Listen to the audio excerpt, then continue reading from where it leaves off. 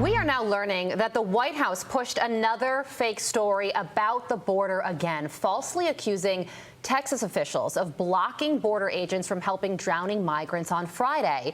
And it made headlines across multiple media outlets. But Joe Biden's own Justice Department debunked the whole thing with a filing from the incident explaining that Texas officials weren't even alerted to the incident until an hour after those migrants drowned. Fox News contributor and columnist for The Messenger, Joe Concha, joins us now. Joe, the administration knew this was a lie, and that's why they were ultimately truthful in a court filing, because they knew they couldn't lie to a court. But when it comes to informing the American people, Joe, apparently the Biden White House thinks it can lie away.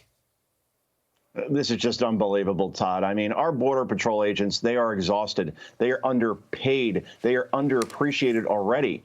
And on top of that, they have a White House now that is attacking them again and again with, let's call them for what they are, lies. We all remember Border Patrol agents being accused of whipping Haitian migrants. Remember that? And that was quickly debunked, but not before Joe Biden to Kamala Harris to Karine Jean-Pierre and more than a few people in the media accused them of something that never happened. And with this false narrative, the plan was to blame Texas for allowing migrants to die by drowning. That was not the case, as you just reported. Overall, more than 1,000 people have died trying to cross the border illegally since Joe Biden, who once urged illegals to surge the border, since he took office. And we haven't heard a peep from the White House about those people. Now, have we? Because no one in this White House wants to talk about the border because it is a top issue in this election coming up right now. And Democrats are obviously, most of them anyway, are on the wrong side of this. Yeah, and you just saw all of those headlines that talked about how the Texas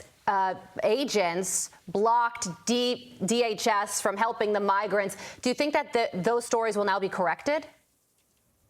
They'll be corrected, Carly, very quietly. It's called a stealth edit, right? You'll see the headlines suddenly magically go away or be changed, but you won't see anybody come up in front of a microphone or write a piece saying, we got this wrong, we will do better, we will check first and verify before we go ahead with this. But there was such an urge to blame Texas and Governor Abbott for allowing these migrants to die because they don't want to talk about the real problem, which is all the people that are dying as a result of fentanyl coming across this border into this country and hundreds of terrorists on the terror watch list coming into this country as a result of this open border, Carly. Yeah, and this one might not even be the media's fault because they were just reporting what DHS was saying. But they didn't check find out in the court filing that it wasn't true at all. And a lie travels halfway around the world before the truth catches up, as Joe often reminds us. Meantime, your favorite climate czar, John Kerry, stop it, and a reporter in Davos. Watch.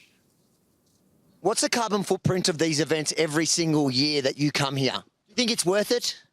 Peasants pay for your crimes? That's a stupid question. Is it really?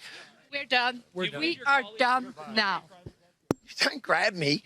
Why do you think you're more important? Your carbon footprint doesn't matter, but everybody else around the world Suggested that.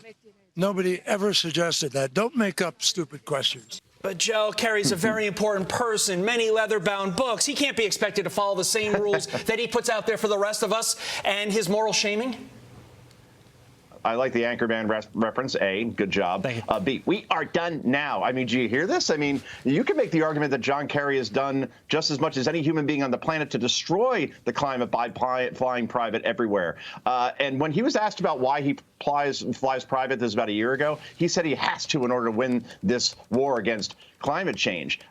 No, you don't. You could very easily take the middle seat on Swiss Air to get to places like Davos, Mr. Kerry, or when you're going to King Charles's coronation. Come on. The hypocrisy is overwhelming here, guys. Joe, thank you so much for joining us. I'm Steve Ducey. I'm Brian Kilmeade. And I'm Ainsley Earhart. And click here to subscribe to the Fox News YouTube page to catch our hottest interviews and most compelling analysis.